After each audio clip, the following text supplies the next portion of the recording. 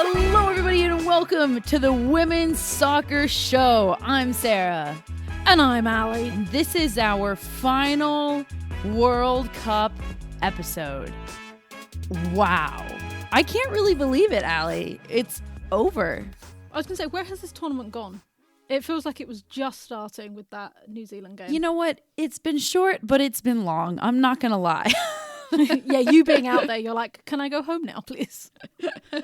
No, it has been lovely. That's a perfect segue for those of you listening who have supported us, who have donated to help us get here, to send us here because you wanted to hear our content, the podcast you listen to year round, covering the game during this ever important month. I don't think we really will ever find the words to say a true thank you, but we will try right here. This has been just the fact that anybody at all wanted to spend their hard-earned money and get us here, and that our coverage of the game means that much to you, was frankly just enough for us to begin with. And then the fact that you all got us here, got me here because Allie had a new job, which is awesome. But the bummer of it is that you had to stay in Manchester. It's just, I don't know what the words are, Allie. This has been the experience of a lifetime.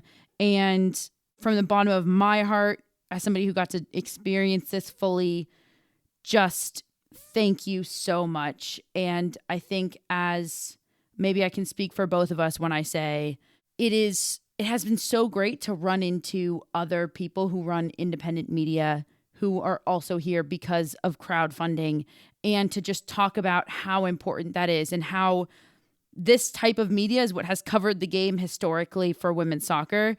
And for us to be able to continue with that, I mean, obviously we were always going to continue with that, but for all of you listeners who have been there from the beginning to get us here, just this community is so amazing. So thank you. Yeah, I just want to second that, because obviously I've been at home, but all of the people I've interacted with on social media, we've talked about social media being a cesspool, but honestly, the people that follow us, that have interacted with us, have been amazing and have made this tournament for me, because we've had a bit of banter, we've had a bit of, laughs, but we've also been really serious about the topics. And honestly, it means so much to just have that interaction, because we're all getting up crazy early to watch these games. And it's been just, phenomenal. So from the bottom of my heart, thank you very much, WOSO fans. You have been awesome. We're going to dive into the final, but before we do, for one last time, we've got a lot to talk about before we get into the game chat about this tournament as a whole. And we're going to do a fun highlights and lowlights of the tournament. Just a roundup, a list we've compiled and put together. If you hear something, or if you don't hear something that you think should have been on this list, throw us a tweet as always. But I think to kick it off, a big highlight has been how incredible Australia and New Zealand have been as hosts. You can't go anywhere without knowing that the World Cup is happening. The people here have rallied behind the sport, have rallied behind the tournament. It has just been the most beautiful atmosphere. So to kick it off, that is an incredible highlight. Yeah, no, absolutely. Like, you can feel it from somebody who watches from home, how invested they've been. And from somebody who was at the France World Cup, the difference is enormous. So I'm like, props to you, Australia. From a selfish point of view, my highlight has to be Waru. Yeah, Waru. It's got to be Waru. I'm a crocheter, so to see that so forward, and it was just joyful. It was just joyful. It was so joyful, and it was so cute. And we all love behind the scenes photos, but the behind the scenes photos with Waru were just next level, right? And on the bench, Oberdorf with the hood, and Waru was a huge highlight for me. All right, let's just run through some of these in list form. I know for you, Morocco was huge, and I would completely agree with that. Yeah, Morocco debutantes getting through to the knockout stages, having the players wearing the hijab, which is huge for representation, especially there are certain nations who are banning people wearing it in sport. again, but all of the other debutantes, the nations that did so well, really showed their country well, and proving that a 32 nation World Cup is not only successful, is not only sustainable, but is right. And I'm hoping that for the 2027 World Cup we see it and we continue that expanded World Cup, because it has proven wonderfully what a great World Cup format it's going to prove. Everybody wants more sport. On that note, I'm gonna throw in Colombia and the Colombian fans, because yes, they are the atmosphere that they brought to this tournament, and the fact, like, I got to experience them in person and dance with them in the stadium. And even though they lost that game, it was just joyful the whole time, and we love it so much. I'm going to start ripping through these because I feel like we're taking a while. Kira Walsh not tearing her ACL. That was epic. Whoop, whoop. It was a highlight, everybody. You take the next one, Allie. I will. I just very quickly, goalkeeping taking centre stage, because as I said before, goalkeepers are the first to get the blame when things go wrong, very rarely get the credit when things go right. And I think we have seen some brilliant goalkeeping on this world stage. And how many players of the matches were goalkeepers? So many. And it's just getting better and better. So yeah, for me, goalkeeping front and centre. This is fitting that I get the next one in the list we compiled. A highlight is people in the U.S. learning the metric system. Hurts my heart still. But it was a funny spin on it. You know, the highlight of the heartbreaks are always the funny spins on it. And you got to admit, that's a pretty good one. And I'm just going to jump into the next one and say breakout stars of the tournament. Breakout stars are always so much fun, right? And this tournament, I think top of the list is Linda Caicedo. Yes, absolutely. You know, we're seeing it also with Australia with Cooney Cross and Gorey in that midfield pairing.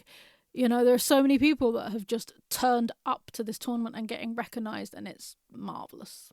And then the next one, which is a big one, is both Japan back in form after so many years of rebuilding. We love to see a footballing nation get their like they've earned it from the unders in the age categories to then get up to senior status is amazing. But even more amazing is the 4 semi-finalists that had never won it. We were guaranteed a new name on that trophy, which just shows a lot of growth. It's showing that the women's game is growing, it is being invested in, but more. We want more. That's the takeaway. We want more.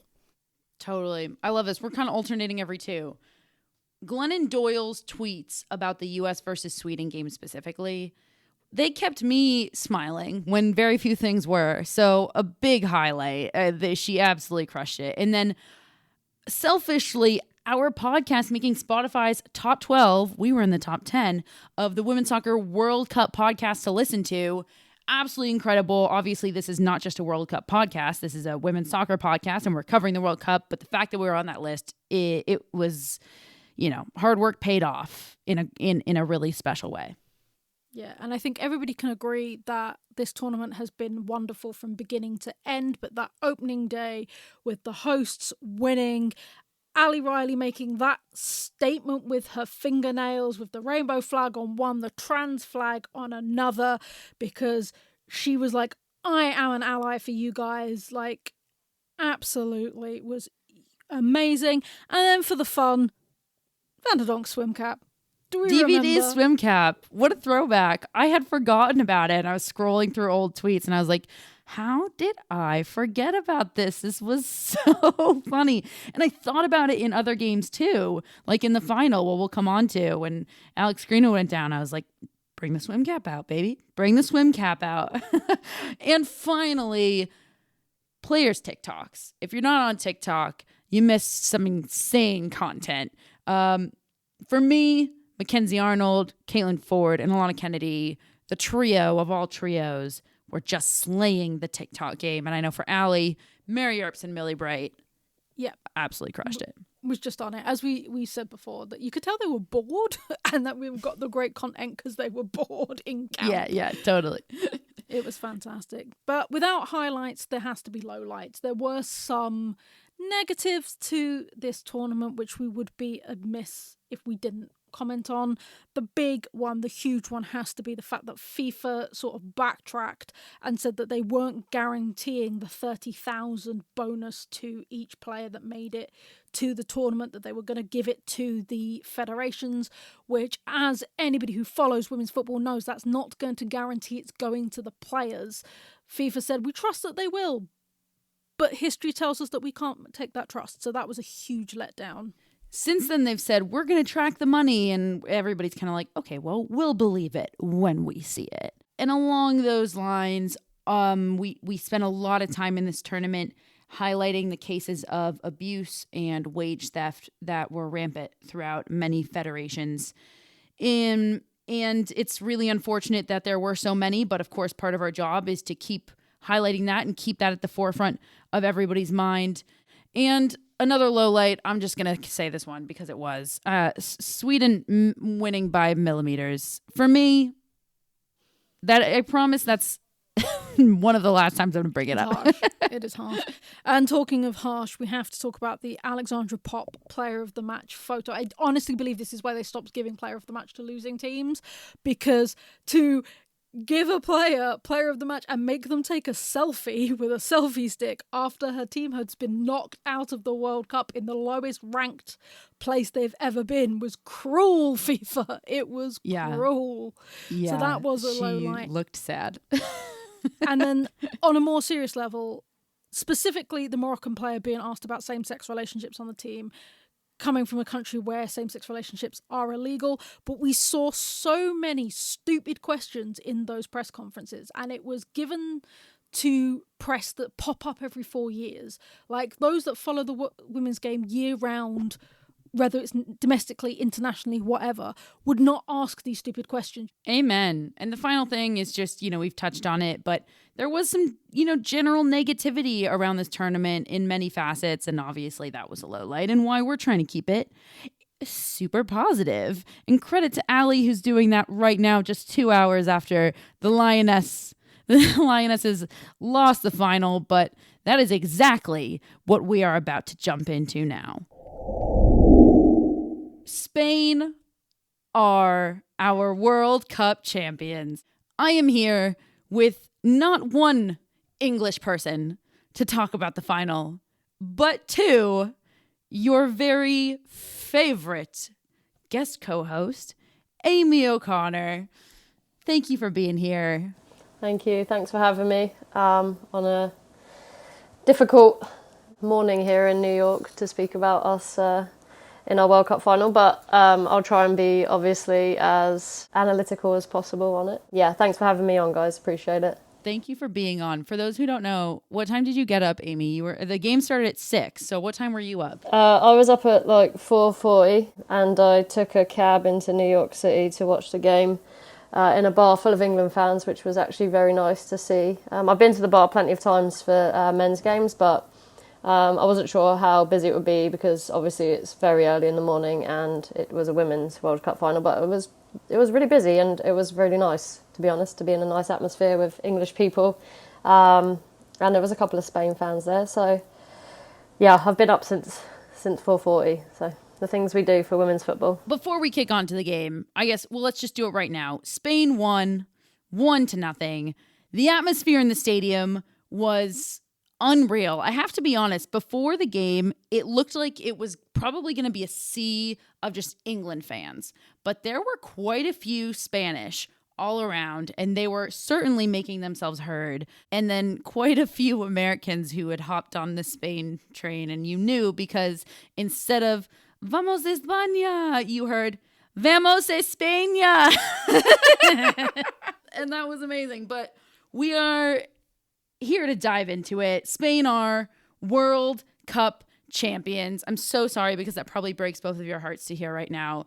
They are World Cup champions, and I just have to start by saying, and I'll say it here, these players, the joy on their faces when they won, you just kind of have to be happy for them when you saw really what it meant to them. They've been through so much. To see like Hermoso wipe the tears away from Alexia Putellas's face, it was heartwarming. And I was sitting behind the goal behind the goal where Mary Earps was in the second half, where she made that epic save that we'll talk about, one of the epic saves that we'll talk about. And Bonmati and Caldente just like fully embraced as everybody else on the Spanish team rushed to the other end of the field. And it was just the purest hug I've ever seen in my life. And it was a massive victory. We have a brand new champion. This is case and point. This is proof that investments see results. When you invest in the club scene, you see the results in many ways. Spain, I think, have invested probably the most. They've grown probably the most exponentially since 2019, and here we are. So first and foremost, a massive congratulations. I'm going to say to the Spanish players and the Spanish fans. Is that fair? No, is the honest answer. And I've come to this in like the last 15 we're gonna dive right in. Okay. And I am, because do you know what? I was all this World Cup. I was like, do you know what? Screw him. I'm here for the Spanish players. I'm here for the Spanish players. And I got into a discussion with my football team. And do you know what? I'm not here for the Spanish players because they are still working under him. They had a choice to boycott, protest, and everything else, and they didn't because they wanted to compete in a World Cup. And rightly or wrongly, I can't get behind that now. I can't get behind it. And you can call it English bitterness or whatever because we lost, but I can't, because you've got players who did write the letter to him and came back. You're looking at Batil, you're looking at Pateas and things like that. You've got players that sacrificed what they allegedly believed in to come back and play for this World Cup. So for a long time, I was all about do it for the Spanish players, screw the coach.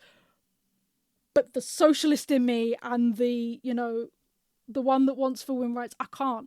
They're throwing him up in the air when they won and things like that. And it made me sick, is the honest answer. I disagree. I mean, these players have worked their whole lives for this moment, and it might not have been the choice that if you're listening and it wouldn't have been the choice that you made, that's fine. But I feel like it's placing the blame on the wrong people. They had a really difficult choice to make. They could either give up something that they'd worked their whole lives for, or they could play for somebody who they didn't want to play for and get the thing that they'd worked their whole lives for. And I think it's just short-sighted to place the blame on them. It's probably heartbreak for people like Mape Leon, but I'm still going to sit here and say I'm so happy for them. They've been through a lot and they deserve to enjoy it. What do you think, Amy? Yeah, I mean, I agree with the Mapi Leon, the Patry, the Panos. Like, those players really deserved a World Cup medal. Like, they've put in a lot of service to the Spanish national team. And, I mean, I was fortunate enough to be at the England-Spain game in the Euros. I thought that they were the better team for the large majority of that game as well. And those players played. And those are outstanding players that, won't get their hands on a World Cup winning medal. The throw-in of Jorge Vilda up in the air, I don't like that. Like, I'm going to side with Ali on that one, and I'm pretty sure most of us don't agree with that either. Same, yes. I'm just going to go on record there and say I don't like that. Yeah. I don't want that to be, like, the headline here. Like, I think that we have to make the headline Spain deservedly win the World Cup after a year of turmoil, a year plus of turmoil with a coach that the players don't back, don't like his tactics, don't like his knowledge, don't like how he got into the position. I think congratulations to Spain, as you said, better team on the day, and genuinely good in the whole tournament. Some shaky moments at the back, but the Japan game aside, which some people are saying that they kind of sandbagged it, threw it away. Don't know if that's true or not. So they had a better position in the groups to get through. Who knows?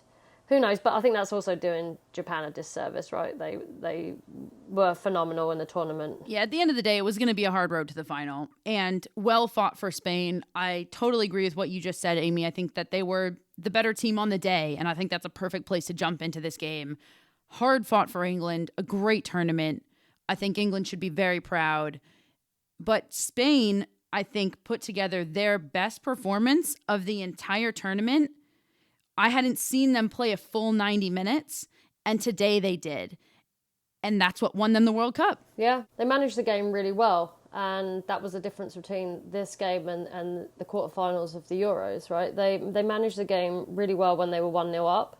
And it really didn't look like England were going to score after that point. I mean, Hemp hit the bar, and that was probably our best chance of the game. And after that, it didn't look like they were going to get broken down at the back. And we have to give them a lot of credit. And I think the young goalkeeper, Katakoi, was amazing all tournament. For to step in and be so young and claim crosses. She came out, she claimed so many balls that just, relieve pressure. Those small moments are really important. And she did that in the final. And the last ball of the game was her, right? Claiming it, calming it down. Now we've done it. So I think they deserve a lot of credit for the way they organised themselves, the way they played out of the press. When England pressed them, they were quick to move the ball. When they were in tight spaces, they got it up to Paraguayo at the right times. She held the ball up well. It was a difference between England's strikers and their strikers. England's strikers didn't hold the ball up well. Spain's did. They were quick to play on a one-touch. We didn't play on a one-touch. So a lot of credit to Spain. And I thought that, I don't want to give Vilda any credit. I never do. I don't know if he's the brains behind the operation. I can't imagine he is. It's probably his backroom staff behind him. But they got it right. They got it right tactically. And they looked like they came together at the right times, at the right moments. I thought England peaked against Australia, and I thought they were going to go on and become better in this game, but it seemed like, it was a step too far for us. But Spain really took their momentum and went on. So credit to them. Yeah. I mean, to stay on Spain for a second, because I feel like I have more to say about England. So, and I know both of you, maybe it'll help to talk about Spain first. I just want everybody to know also, before we get into the more analytics and everything, that these two were, before we hit record, blaming me because I have been the every team I've rooted for in this World Cup has lost. And I was rooting for England today. And I told you to root for Spain. I said yesterday, you have to support Spain, and you didn't. I did wear my England shorts today. I did. I sent Amy a photo. I was all proud. A little bit on purpose, though, Sarah. I know that, there's a little bit of a rivalry developing here between the US and England, and I think it's great. Because, you know what, it means that England have come on the map, and that people are actually, taking us seriously now. And for the US fans to be like, okay, we don't want England to win this. Great. Cool, root against us. I'm all for it, because I've been a Man United fan all my life, and that's what people do. They don't want you to win when you're good. So I'm for it. And Sarah, do not wear those shorts ever again when we're playing in the final. Truly, England are on the map. And I think I said in the last episode, Allie, that I think the two teams that have been the best over the course of the past year and a half were in the final, and that's what it was. Amy, you mentioned Periuelo. She's been coming on as a sub in the past couple games. I think everybody was like, when is she starting? When is she starting? This was the right move to start her. I think there's a lot to say about her, because she could have had a second yellow by the end of that game. She should have had a second yellow by the end of that game. Yeah. She was causing so much trouble for the back line, and specifically for Millie Bright. And we know that Millie Bright struggles against forwards that have that speed, and especially in the kind of three-back-ish that England were playing, where Daly and Bronze were getting caught high. Millie Bright was struggling, and Periuelo was able to truly exploit that. So I just think she was incredible for Spain. She was key. I mean, Bonmati, player of the tournament, rightfully so. She had just an incredible tournament. And then the goal scorer, Carmona, she scored her second ever goal in the semifinal to get Spain here as the game winner. And then she scores the game winner today. What a moment. And I couldn't see. What did it say on her shirt? Let's talk about that goal. What did it say? No one knows. She wrote it in biro. No one knows. Everybody's been saying, if you're going to make a statement, put it in marker, because she wrote it in bio. We think, Twitter detectives think it's the name of her childhood club. So they think she's wrote the name of Finot, I think it was, the name of her childhood club that she played for that brought her through. Which is sweet. It is super sweet. But as somebody said, put it in. Yeah, it's a little marker, funny. not bio. because we can't see what exactly you've said. But yeah, detectives think it's her child. In the stadium, we all thought she was making a statement against Spain and basically saying, like, you don't get to look at the badge right now. Like, go Adidas. But that is not it. But let's talk about the goal, because I think there's a lot to say about it, because I mentioned Millie Bright was getting exploited. In this exact sense, I guess I think I have my own thoughts, but let's talk about this goal from the Spanish and from the English perspective. It was Bronze's fault. Here's the honest answer. It was Bronze's fault. Bronze she tried to go forward for it and then couldn't get back quick enough, and that left that side completely open. So, and all of the commentators in the UK ripped her a new one, including her ex-teammates. Like Alex Scott, Ellen White were not happy with what Lucy Bronze did in that moment, because she just left that side so exposed, and you can't do that to the Spanish team that are doing so well and can play so quickly and just get on the ball so quickly. So basically, yeah, it was a complete and utter England error that Spain capitalised on. Yeah, I mean, I agree. I don't think it was Lucy Bronze's finest game in general. But for people to be, like, coming down on her, especially people like Ellen White and Alex Scott who've played with her, right? Ellen White just won a European Championship with Lucy Bronze, like, just over a year ago. Let's give her a break, right? Like, she's an absolute legend for England. I mean, I'm not going to hammer her. I'm not going to hammer any of the players, to be honest. I'm not going to do that, because if you told me last June that England would be European champions, finalissima champions, and in a World Cup final, I'd laughed in your face. And all of the other people would have also done that. So everybody who wants to come on and say something about somebody, okay, Lucy Bronze made an error, all right? She made an error. But in all fairness, what did we create going forward to help rectify that error? Nothing. So we can talk about that one mistake, but we have to also talk about the other areas where we lacked, because our strikers were not very good today. And Alessia Russo was brought off at half-time because of her lack of ability to hold the ball up. So we can blame Lucy Bronze.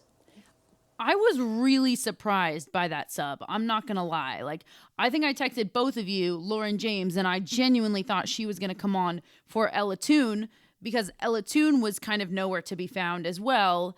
She hasn't had the greatest tournament, but that's not what happened. And then it was a double switch, and we saw Rachel Daly exit as well for Chloe Kelly. What did you both... I mean, like, listen, at the end of the day, I basically trust anything that Serena does. That's usually the end of the story. But I think it was unexpected. So it's going to be interesting to discuss here. What did you all think of that? Lauren James was playing in kind of more of a flank role, if you will.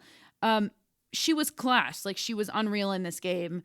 And I just have to comment and say that the jerks in the stadium who were booing her when she was on the ball can just go to hell. Yeah. Suck it.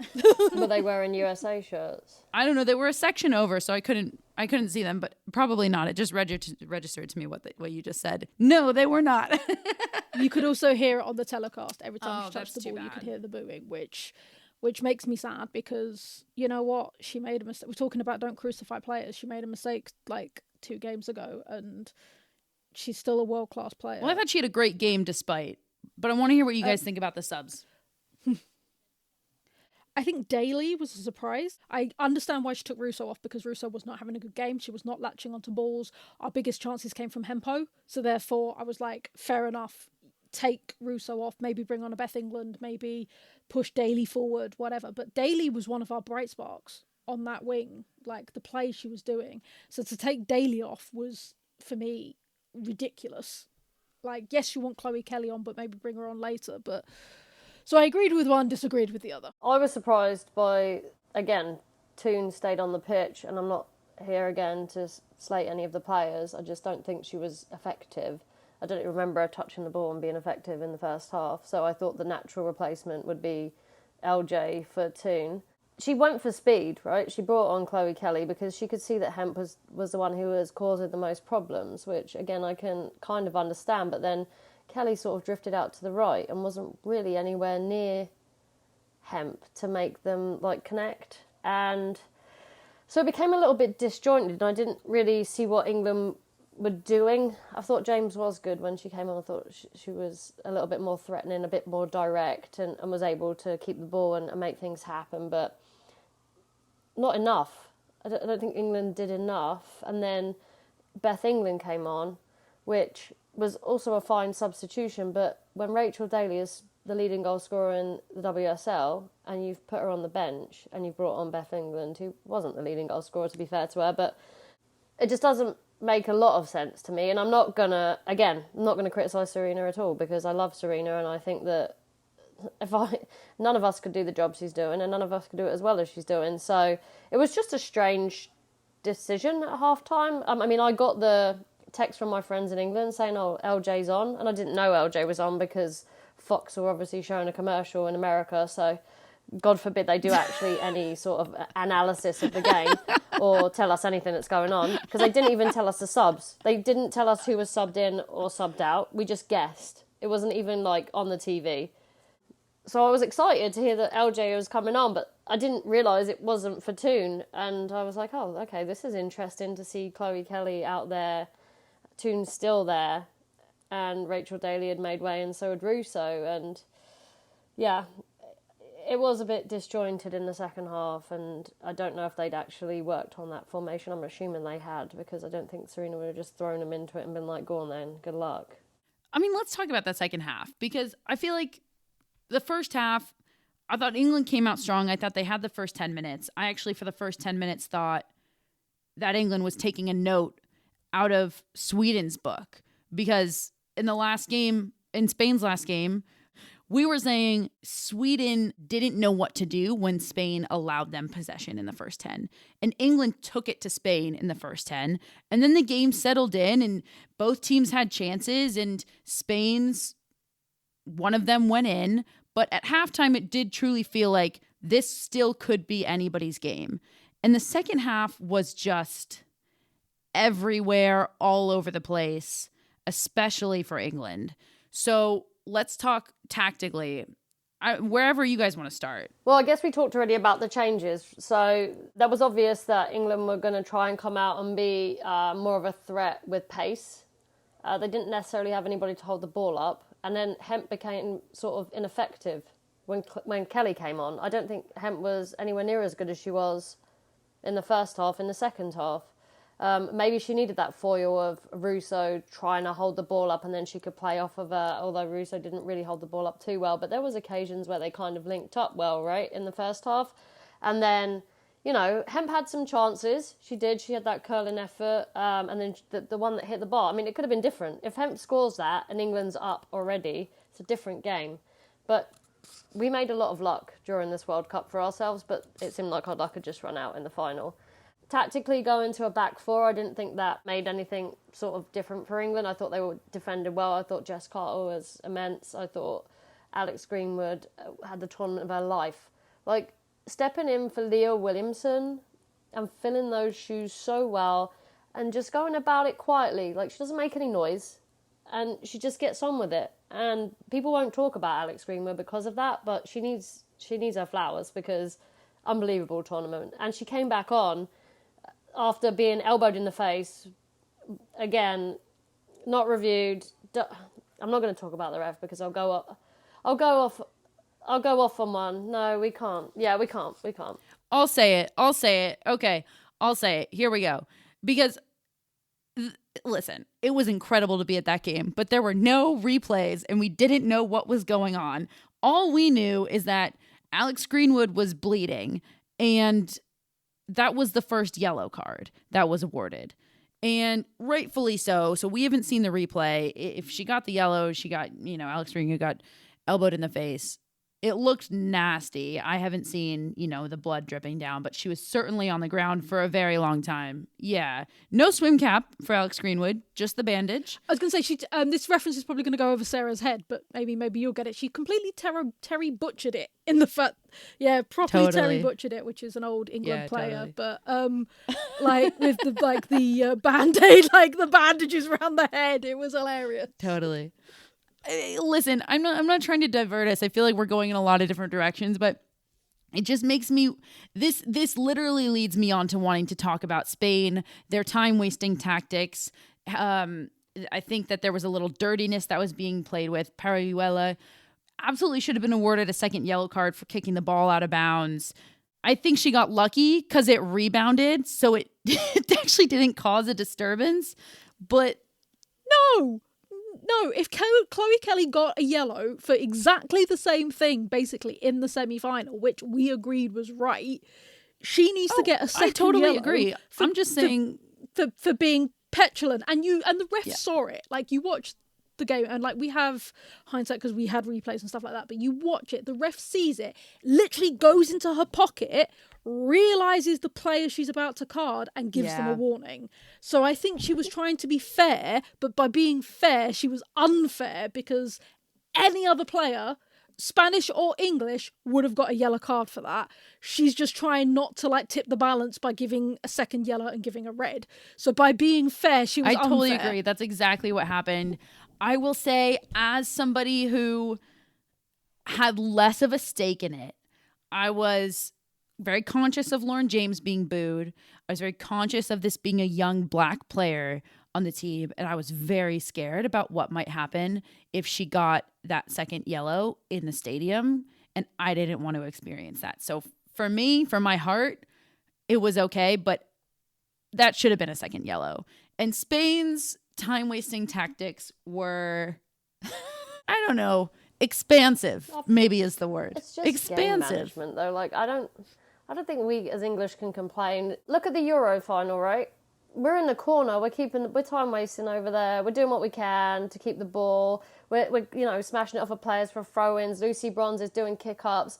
It's just part of the game, and like it is frustrating when you're on the losing side. Obviously, you want the game to move, and I think that from watching like La Liga and Spanish football in general, like that's part of their game. It's a very big part of their game is milking fouls. They'll milk. I'll be nice. They're milking fouls, right, to get the decisions. So that's a part of, like, as an English person, that infuriates us. And I'm sure you just said it, Sarah, yourself. Like, it's not something that we want to see in the game either. It's gamesmanship, and England got wound up about it. And you could see they were getting wound up. Georgia Stanway left her foot in a couple of times. Again, it's part and parcel of the game. Do I like it? No. Is it going to happen? Of course. We just have to deal with it and get on with it. I'm glad you say that, because actually part of what I think Spain has done very well this whole tournament is game manage. And the way they've been able to do it is just take the air out of the game. We saw them do it with the Netherlands. We saw them do that with Sweden. We've seen them do this across the board. And they were really able to do that with England. And you referenced the penalty kick, the incredible stop by Mary Earps. And the stadium erupted. Lucy Bronze was like telling everybody to, like, get loud. She was gesturing to the crowd. The energy for England in that moment couldn't have been higher. And the momentum for England couldn't have been more. And Spain were still able in that moment to just deflate. And that's, I feel like, what they did best in this game. Let's go back to Mary Earps, because we're not talking about enough Mary Earps, because Mary Earps is unreal. That the fact that she has so much character, and I just love her energy and how she believes in herself, because you can just see it. She's so confident, and I love that about her, because being a goalkeeper is a special kind of position, and it takes a special kind of person to be in that position and be able to mentally keep themselves in the game, make saves when they, might not be called on for a while. And Mary Earps delivered today like a world-class goalkeeping performance in a World Cup final. And she deserved to be the Golden Glove winner. And if anybody else would have got it, I would have been absolutely livid, because just aside from the penalty save, what she brings that communication, that belief to her back four. And this is a goalkeeper who was second choice at Wolfsburg, maybe 4 years ago? Yeah. And it's just unbelievable how far she's come, and her mentality. And, she talks about mental health and things like that. And I just think it's incredible. And I have no more superlatives for Mary Earps, because she did not deserve to be on the losing team today. If there was one player in an England shirt who deserved to be on the winning team, it was Mary Earps. And I've come on this podcast and criticised her before, and I eat my words massively because, yeah, she's an incredible player and an incredible person. And I love that she plays for England, and I'm immensely proud of who she is, and I love it. Thank you, Mary Earps, for giving us these memories. Oh, yeah. Mary Earps is the reason England were in the final to begin with. Let's just make that clear. The future is bright. I hope you two are very proud. This is England's best finish ever in a World Cup. I hope Spain fans, you're very proud. This is obviously Spain's best finish ever in a World Cup. We have a brand new number 1. We have a brand new number 2. We have a nice old number 3. Sweden loves a third place, don't they? They love a third place. And that's so fitting for this tournament. So I obviously the heartbreak of losing the game is going to be strong, but I hope all fans in both teams can walk away with their heads held high. And I certainly hope that England gets a big homecoming and warm reception when they get back, because they deserve it. And I hope that the Spanish players do too. And on the Spain note, I just hope that we continue to fight, and we need to continue to get the trash out of this game in Jorge Vilda. Before we move on from this game chat, we have to talk about the 4 awards that were handed out tonight, the 4 individual awards that were handed out tonight. And let's kick it off with Spain's 2 players, 4 awards. 2 of Spain's players got these awards. And the first is the Golden Ball Award. In other words, for my US fans, the MVP of the tournament, Bonmati. I mean, what a player she is. The most, if she didn't get this, it would have been absolutely ridiculous, because she has had the tournament of a lifetime. Agreed. And I think that Bonmati often got overshadowed by Putellas, and nobody wants anybody to get injured, right? Like, that's not what I'm saying here, but I think that since that happened, since the injury, Bonmati has really stepped in and shown everybody that she is really the glue that holds this team together and holds Barcelona together also, because they won the Champions League without Putellas. They've now won the World Cup essentially without Putellas. She's played minimal minutes, right? But Bonmati is everything to them. She keeps the ball moving. She's smart. She gets into positions where other players can't pick her up. The only player I think that really shut her down was Jackie Groenen from the Netherlands. I thought that Groenen was incredible in that game, and she shut her down, and she was like super physical and close to her. And in this game, England did not do that. Stanway was nowhere near her. Walsh was nowhere near her, and if they were just a step too slow. And I think that she hasn't had enough credit, but winning this award is what she totally deserves. And I think that there's been no better player at the World Cup than her. And I hope that Kira Walsh can grow into that sort of mould playing with her at Barcelona, because she's somebody to learn from.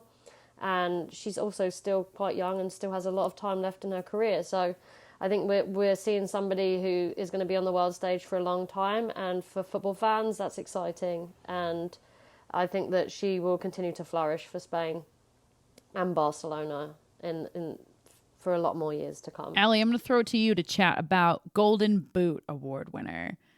We love her. We've been chatting about her so much. Hinata Miyazawa of Japan. I'm so glad that she ended up getting this. I think a lot of people were pushing for another like Arnold Clark, where like Millie Bright got it or something like that, or defender, but this is a deserving player. I think it was for Sweden. I think they wanted us to get it. No, Mozgao, like, my goodness, what a player she is for Japan. I believe the rumours are circulating she's coming to Europe. I don't believe it's the WSL, but I do believe she is being moved to a European team for this coming season. And quite rightly so. She has her and Endo together was just magic. And again, she's come through the age ranks of Japan, and to now come onto this world stage and really stamp her mark, it's no less than she deserves to get that golden boot, because her goals, not only were they plentiful, they were beautiful. They were like gorgeous goals to score. So yeah, I'm so happy that she got the golden boot. I totally agree. And we already talked about Mary Earps, Golden Glove, Is that what it's called? Yeah. Yeah. We could, but we're going to move it along. We already mentioned Parihuelo, and she won the Best Young Player Award. I think this is so deserving. I think for me, it's a tie between her and Linda Caicedo, but I think Linda Caicedo might be back in Colombia right now.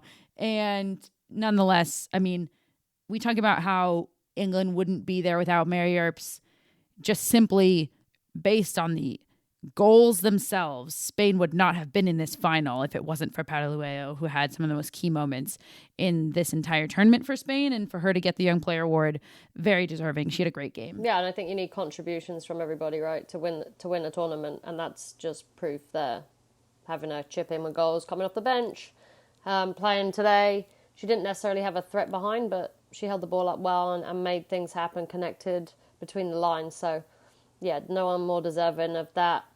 Talk about Caicedo, yeah, she had a great tournament as well. So I'm excited to see her come back as well onto the stage.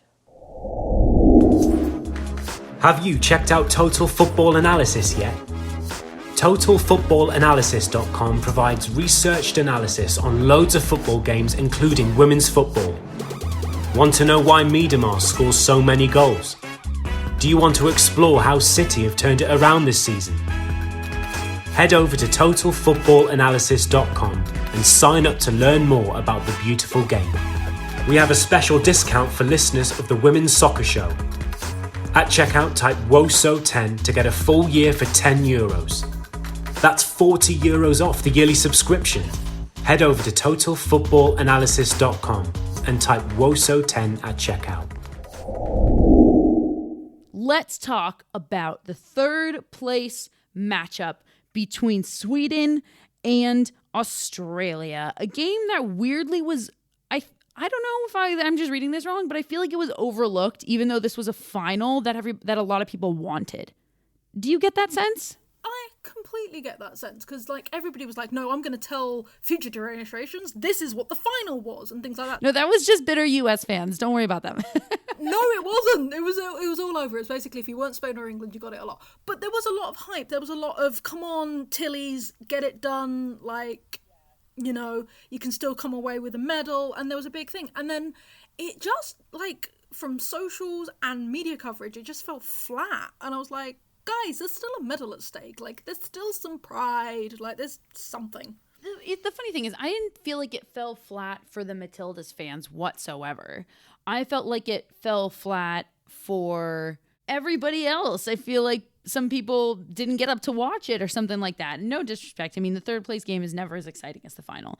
But this one was so much fun. There's so much to talk about here.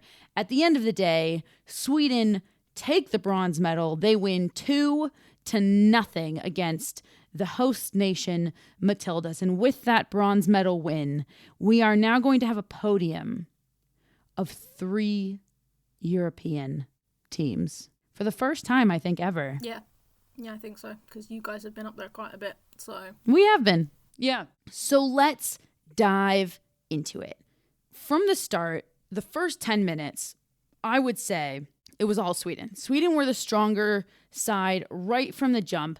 They came out, and it honestly looked like they came out with a point to prove. And the point was, we are A, not going to lie down and just roll over just because this is our fourth bronze medal match. And B, we shouldn't be here. We deserve to be in a final. And I think that's what they came out to prove. And we talked about in the last episode when we were previewing this game, what a mental hurdle this is, what a huge mental block it must be for Sweden to come up just short and play in their fourth bronze medal match. Talk about always the bridesmaid, never the bride.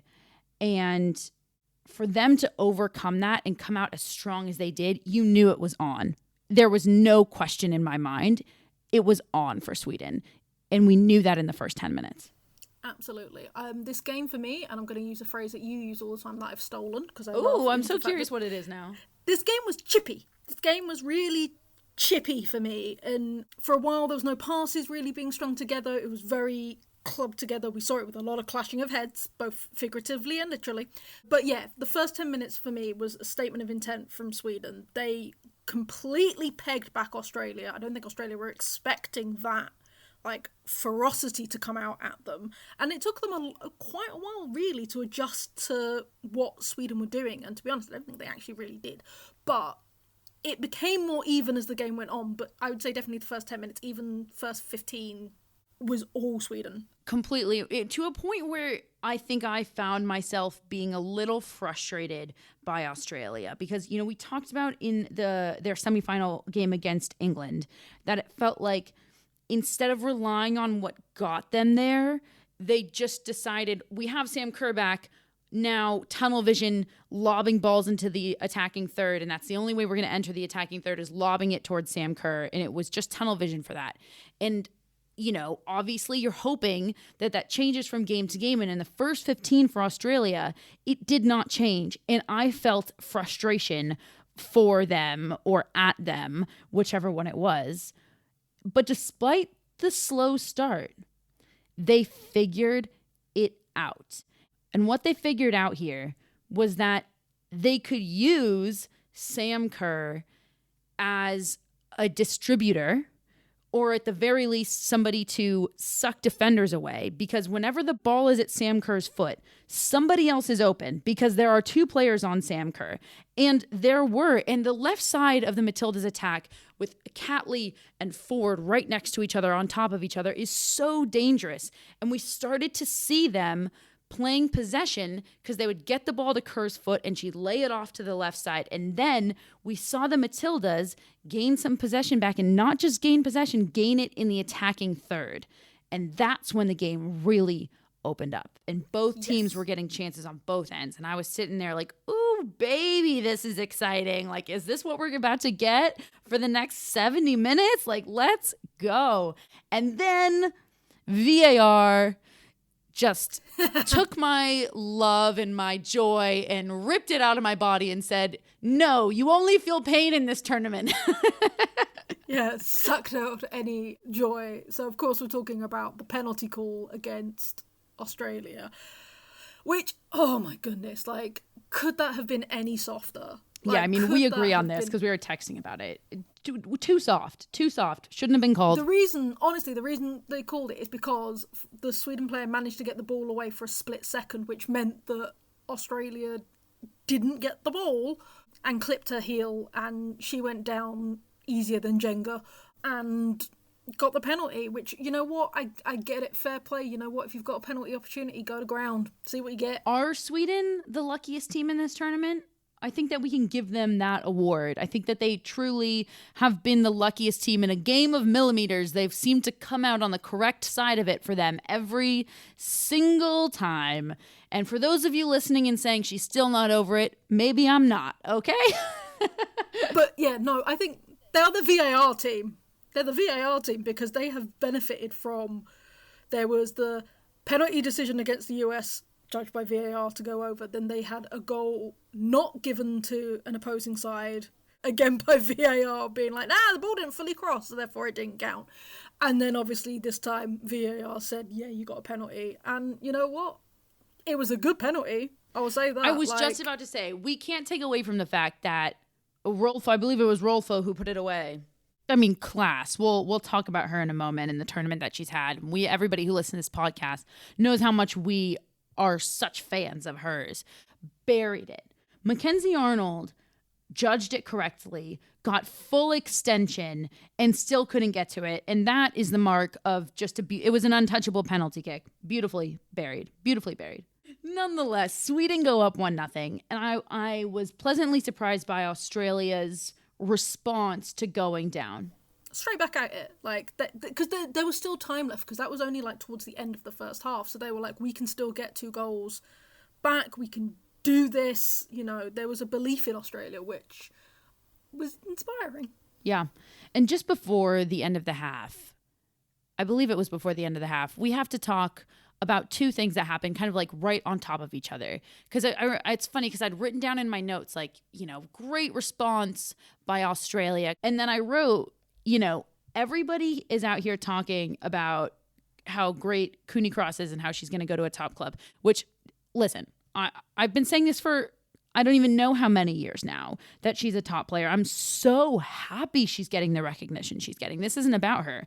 Who this is about is Gory and how she needs to be getting equal amounts of recognition, because those two, I mean, I think we've talked about them on every single episode, Allie. Like, we are straight up in love with those two.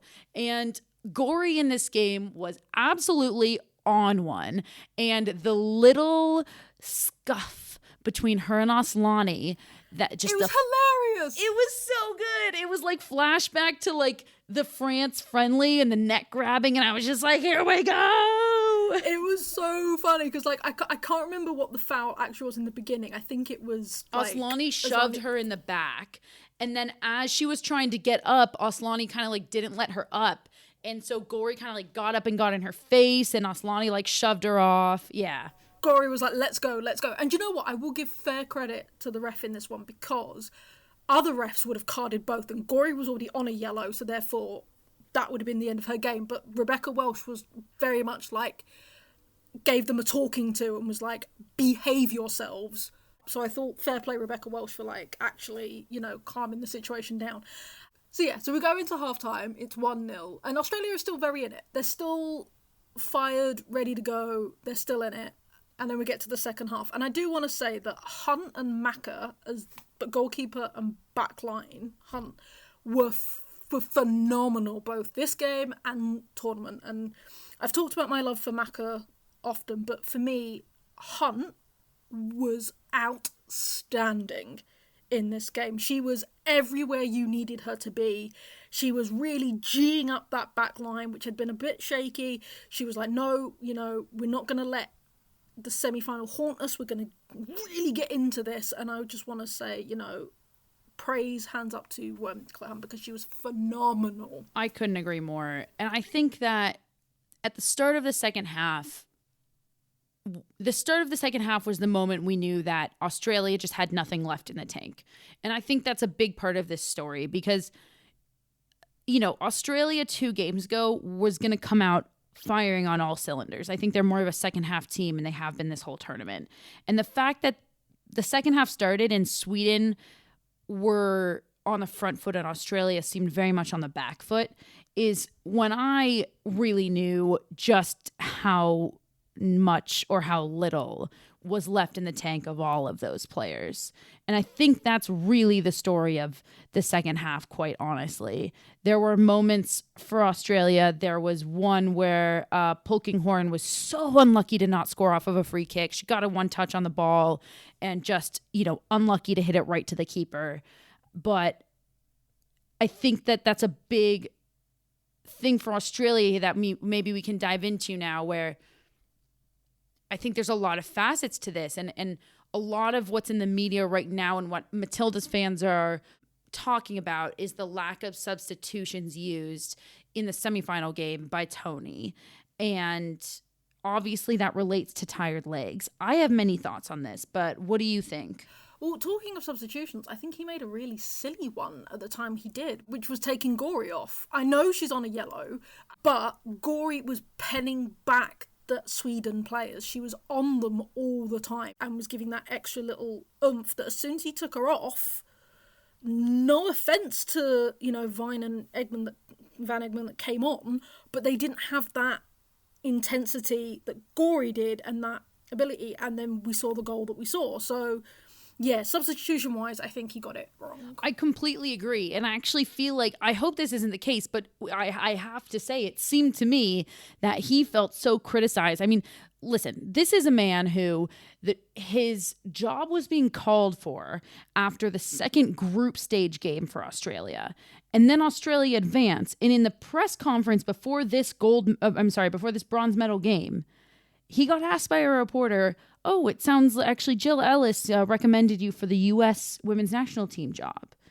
And he just kind of laughed. I saw Sam Kerr laugh also, and he laughed, and he was just like, you know, it's funny. He directly addressed it. He was like, you know, just 2 weeks ago, people wanted me to be fired, and now I'm being considered for a U.S. job. Like, it's just funny how this goes. And so I'm just saying that to say that this is a man who's been through a lot in the past 4 weeks. And I would be remiss if I didn't say it seemed that in his last game, he just said, you want subs? here are your subs, and let me show you what happens. And I agree they were the wrong subs. Gorey should not have come off whatsoever. I thought Rasso, like, come on. I'm now. actually okay with the Rasso substitution because Vine has been really good off of the bench and they needed some fresh legs. Gorey coming off was the wrong idea. Maybe wait 10, 15 minutes and then make a substitution and put Van Egmond on in a more advanced position, change your formation and go for it. But I have to say, you know, I actually disagree with a lot of the pundits on Australian TV or Matilda's fans that are saying that he handled substitution wrong in the semifinal or before that, because at the end of the day, you need to have a deep bench if you're going to make substitutions at this point in the tournament. And that is, I think, the one thing that Australia is lacking. And they weren't really set up for moments early on in the tournament where they could rest their starting 11 or their first 13 players, the first 14 players.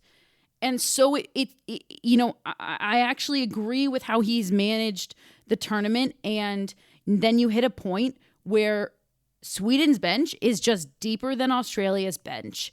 And you're put in a place where you have to make substitutions that probably aren't the right substitutions or leave tired legs on. And that's where he ended up. And that's where Australia ended up. And, you know, when Sweden put that second goal away, I think we all knew that it was just too much for Australia to climb out of it. Can we talk about that goal, though? Can we talk about Aslani's goal? Because Aslani's goal was a beauty. it was so beautiful. Like, I messaged you and I was like, heartbreak for Australia, but damn that goal. Like, her and Blackstenius is 1-2. So people that haven't seen it, so you've got Blackstenius running down that wing. You know, she's got two players on her. She manages to chip it back, and it's apparently the second goal we've had outside of the box this whole tournament. The first was Sam Kerr's beauty against England. Listen, Aslani, she's such a incredible player, and she had and Sweden had such a tough Euros. And to see them smiling after this game and to see her get this goal in this moment, you have to be so happy for her. And, you know, maybe this is a good transition to just like talk about both teams at the end of the game.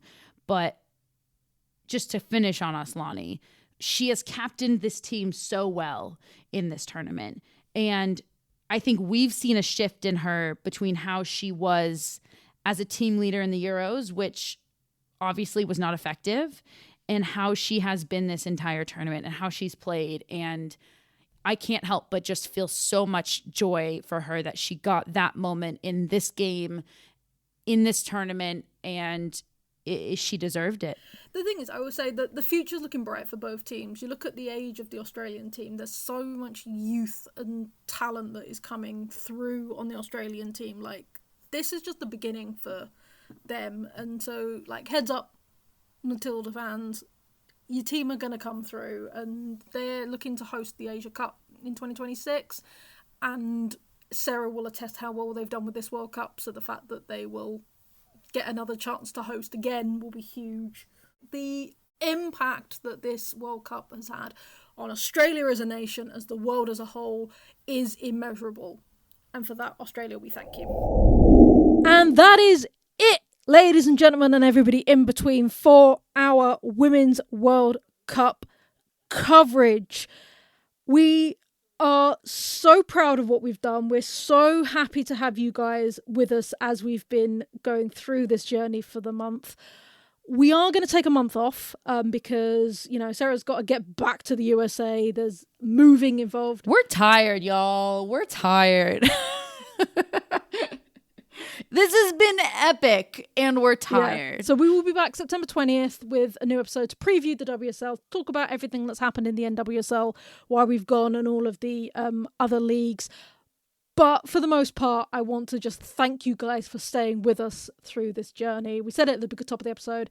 I'm saying it again. You guys make all of this possible. Totally. And it's been just such an epic tournament. There are so many wonderful highlights that we couldn't even touch on all of them. And as Allie said, we will be back to cover the domestic leagues, because for anybody who's a brand new listener to us during this World Cup, this is a year-round podcast because women's soccer is year round, and we are covering the domestic leagues, NWSL and WSL in depth, and then everything else we'll touch on as well. We are here. We're going to take a month off, and then we're going to kick it back off for our year-round coverage per usual, every episode once a week on Wednesday. That is it for us here at the Women's Soccer Show for the Women's World Cup coverage 2023 from Sydney, Australia. We are signing off, everybody. I've been Sarah. And I've been Allie. Thanks, everybody. Good night.